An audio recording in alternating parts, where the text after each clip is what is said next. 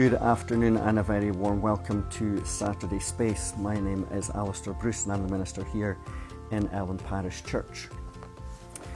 The writer and comedian Milton Jones once described the church as being like a Winnie the Pooh pyjama suit, warm and cosy, but most people hope to goodness that they would never be seen in it.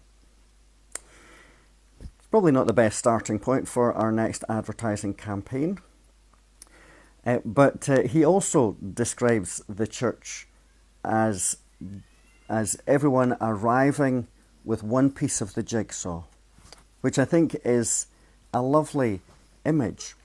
The idea or the notion of each person having a bit of the bigger picture and coming together and putting that together and all of that fitting together, I think is really powerful.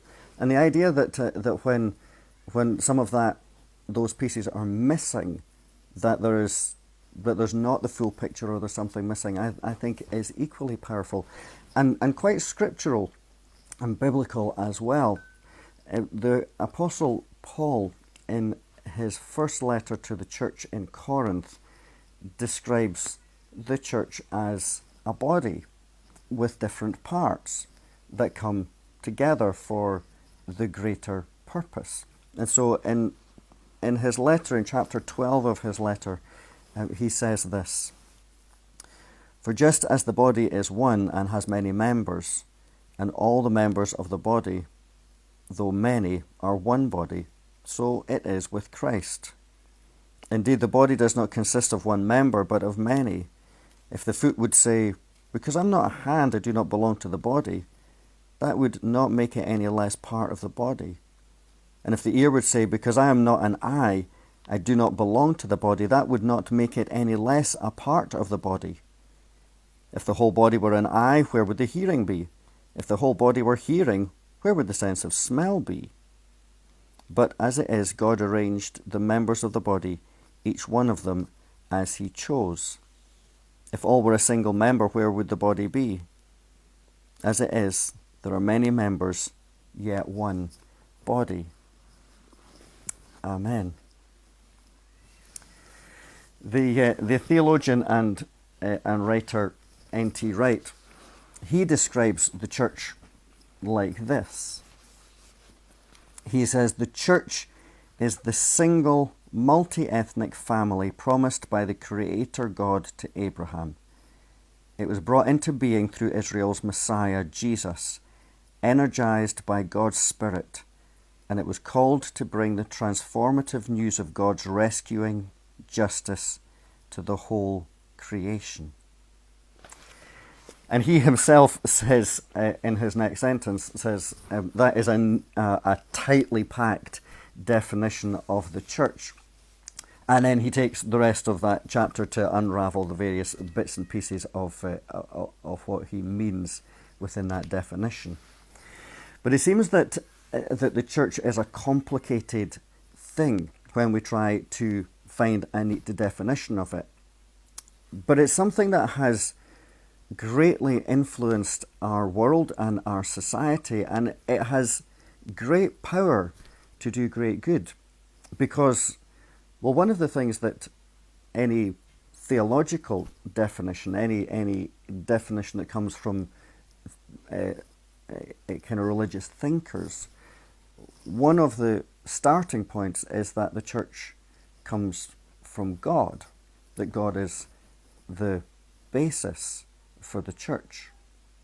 And one of the reasons why the church has been such an influence for good is because at its heart is God, or at least that's how the true church should work.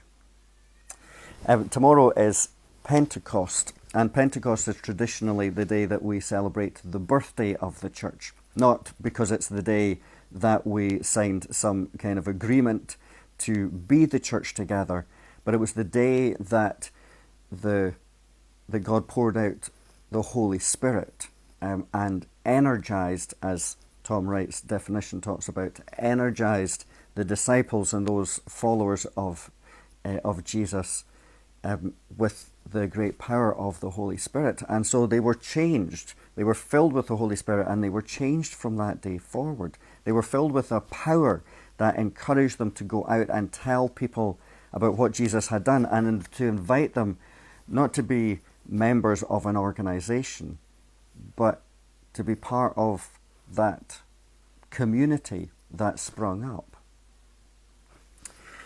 The song that I want to offer us for our thinking about this afternoon talks a little bit about the church. There's a couple of lines just near the end of the song that talk about the church. Now, there are a couple of lines just at the end of the song that talk about the church, because the rest of the song is a reminder that of all of the stuff that God has done through God's history, basically. And it's a bit of a reminder to us this Pentecost weekend about where the church came from. Normally, I would then play the song and then say the grace at the end. But I haven't had. I didn't think about using this song early enough to be able to work out all the copyright implications of using the song embedded within the video that we're putting together this afternoon. So what you need to do is I'm going to say the grace in a minute. This section of the video will finish, and then you need to just click on the link that I'll put up in the description, and then you can hear the song. The song is called King of Kings, and it's a Hillsongs song, and so you just need to click on that link, and then you'll be able to hear the song.